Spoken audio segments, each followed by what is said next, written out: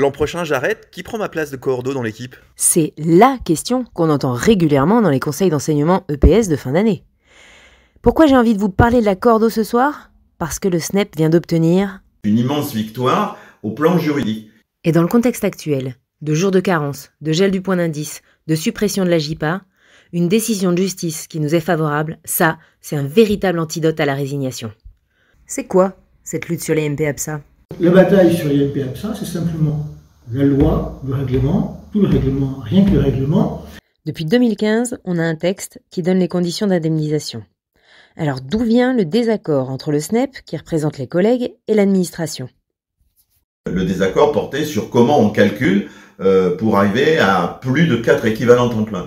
Là, sur l'IMP-APSA, c'est simplement une bataille pour l'application des textes. Le texte prévoit que l'IMP-APSA est dû à un double taux, un taux majoré de 2500 € lorsqu'il y a plus de 4 enseignants dans un établissement, 4,1 enseignants lorsque l'administration impose des heures supplémentaires pour accomplir la totalité du service dans un établissement, 4,1 enseignants, c'est plus que 4.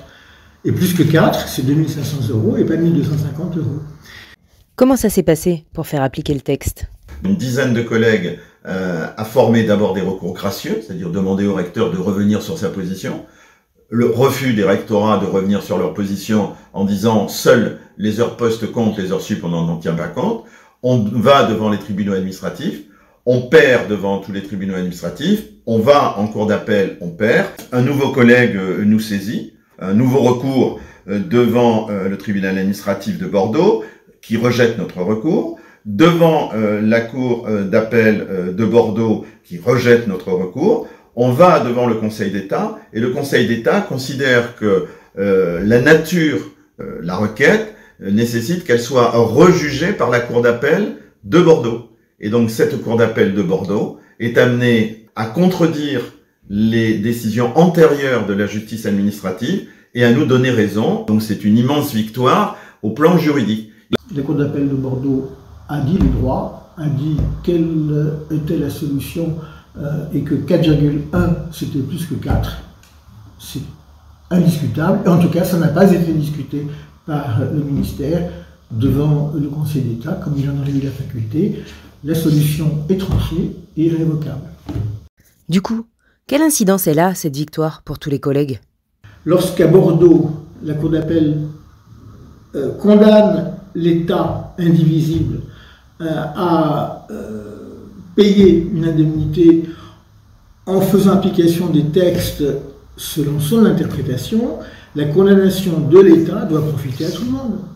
Moi, je m'adresse à tous les collègues des établissements où ils sont 4 et où ils exercent tous à temps plein et que un ou certains d'entre eux ont été contraints de prendre des heures supplémentaires. Il faut que tout de suite ils fassent valoir ce droit à bénéficier d'une indemnité au taux annuel de 2500 €. Donc la première chose, dès maintenant, ils vont demander au chef d'établissement d'intervenir auprès du rectorat. La deuxième chose, c'est qu'il faut qu'immédiatement ils alertent leur secrétariat académique du SNEP FSU. Et puis, comme il s'agit d'un droit individuel pour le faire valoir, la réglementation fait qu'il n'y a pas d'autre moyen que de passer par un recours gracieux. Le secteur action juridique du SNEP propose à tous les syndiqués, ça c'est quelque chose qui est réservé à ceux qui donnent au SNEP les moyens de fonctionner, eh bien on va les aider à mettre en œuvre ce recours. 9 ans pour faire respecter les droits des personnels. Heureusement que le syndicat a la capacité de s'investir sur un temps long. Ce qu'il faut retenir, c'est que c'est le collectif qui fait gagner. Et le collectif, c'est les collègues qui font le SNEP FSU. Des militants qui travaillent et développent une expertise pour gagner, des adhérents qui font des démarches et dont les cotisations permettent de faire appel à un avocat quand c'est nécessaire. Aujourd'hui, cette victoire, elle ouvre la possibilité à des démarches personnelles pour recouvrer des droits qui n'ont pas été respectés jusqu'à présent. Exactement, il n'y a que les batailles qu'on ne mène pas, qu'on est sûr de perdre.